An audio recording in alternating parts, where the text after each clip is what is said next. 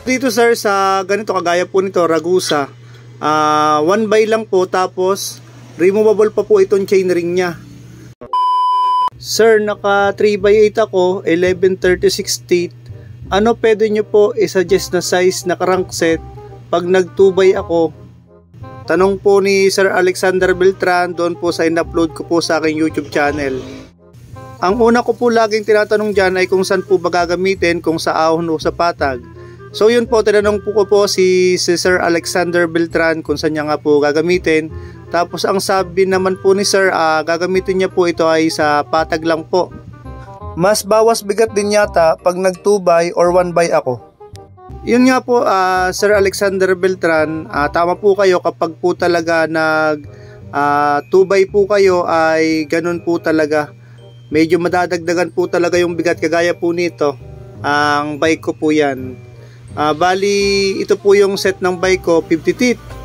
Tapos ito po talaga yung crankset na gamit ko dyan. Ito lang po ay ginawang ko lang po ito ng video nung nakaraan. Tapos ito po ay 36 teeth lang. Bali, ginawa ko po talaga na 36 teeth to. 38 teeth po ito, sagmit yan.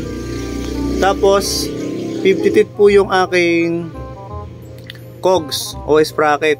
Kasi hindi naman po ako ganong kalakas. Tapos kung sakali naman po na hiyain ako ng mga tropa na mag-ride sa mga ahon, ay at least meron po tayong panlaban dyan.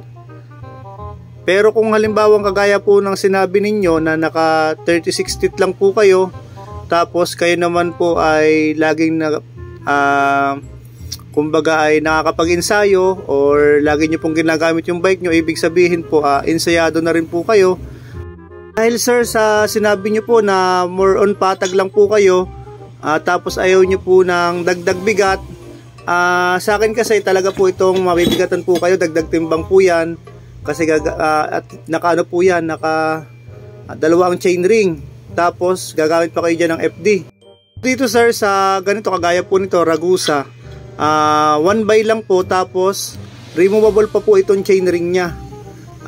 Kung halimbawa po na mabitin po kayo, pwede nyo pong palitan ito ng chainring.